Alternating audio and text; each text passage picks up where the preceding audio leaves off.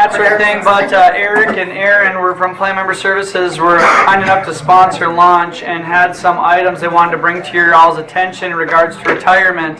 However, they do have an agreement with me that they cannot commit any of you to retire in the next year. Debbie. So that's an unwritten rule that we have now. So I'm going to let them have about 5 or 10 minutes of your time here. And then when they're done, everybody, we can break, use the restrooms, and then about 12:30, something like that, we'll get the OSPI K20 fired up. So, guys, have Thanks, Dave. Thank you. And thank the guys for the launch today, too. It was sponsored by them. Well, good. Well, I told you to have some. Sneak out there. So appreciate the time. Wanted to go over a couple things. Everybody's, I think, knows Aaron and I were with Financial Alternatives, PlanMember Securities here in town. Work with the ESD on retirement planning, and we've been going out in several of the districts and doing, over the summer, just the last couple of weeks, been doing new employee trainings. And we know that you guys do those in all the districts, but this is just something that we wanted to remind you of that we do. We've been working with some districts on. I think it's helpful because now, as you know, districts have, or new employees have the option of going on plans 2 and 3. So we've been going out and basically 20-minute presentation. Here's what plan 2 is. Here's what plan 3 is.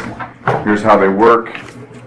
That takes it off of your shoulders as the district because you don't want to be the one, and we all know that the employees are going to say, which one should I do? Should I do plan 2? Should I do plan 3? And if I do plan 3, how much should I do? So, anybody have questions on that? I think that's been really helpful for the districts that we've done that in, and again, we've gone out and done it as part of the district's new employee training day or couple days or however you do that, but here's what it is. The second thing I wanted to mention, this is an email I know that you probably all received last week or maybe the week before that from DRS. I don't know how many of you are familiar with it, but last year, or I guess not last year, this spring, the state legislature approved basically another mandatory savings plan or additional savings for employees, new employees. This rule, the email because I saw the email that went out, it didn't specify that public schools are not part of this, or you do not have to be part of this, because I got some calls last week saying, how do I do this? Why do I need to do this? But at this time, you guys do not have to sign your new employees up for this. So that's a pretty big deal. I think when you look at it, to Aaron and I, you know, we obviously do retirement planning. We think people should be doing retirement planning and be doing additional in addition to what they're doing for the state retirement, but this is saying new employees have to do 3% into DCP, which is fine. But I think if you look at most new employees, most of them are young, and most of them are getting money back on their taxes anyway.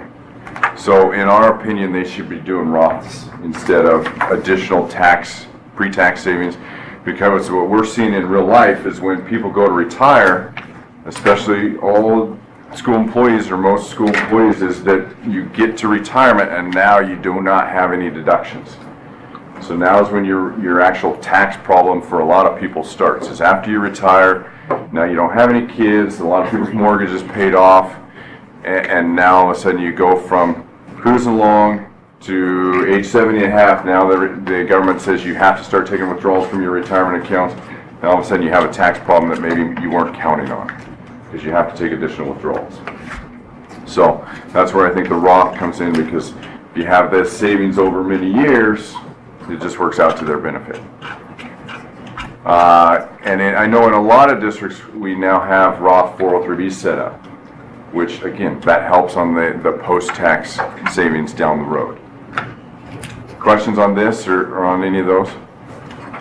Just to clarify, January, this is not Does not affect schools.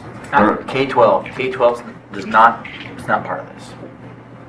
But they don't tell you that. But they send you the email, so everyone assumes that there's going to be auto enrollment for deferred comp for everyone. But that's not true for K-12.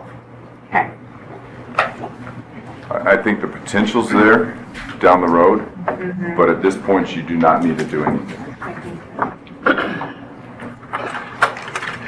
Other questions? Well, we appreciate the time, and remember, we're available to help you out in the schools.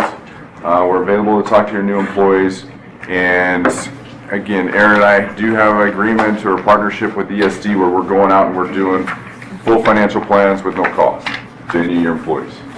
Yeah, and I think we've had some pretty positive feedback from the results they've been having, and like I said, I joke about it, but a lot of our own staff internally here, including our own Cindy Duncan, who retired at the end of this year, realized she was able to retire a little sooner because of her conversations with these folks. So they don't charge you for anything for the consultations, and so you can feel free to give them a call. They have, if you didn't get their cards or their pens, make sure you reach out to them. Otherwise, you can always reach out to any of us here at the ESD, and we'll put you in touch with the guys. So thanks, guys. Good. Thank Thank you you. for lunch. Thank you so much.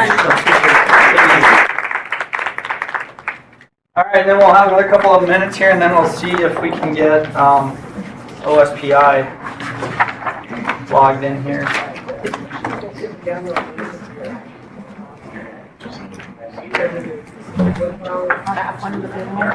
No. No.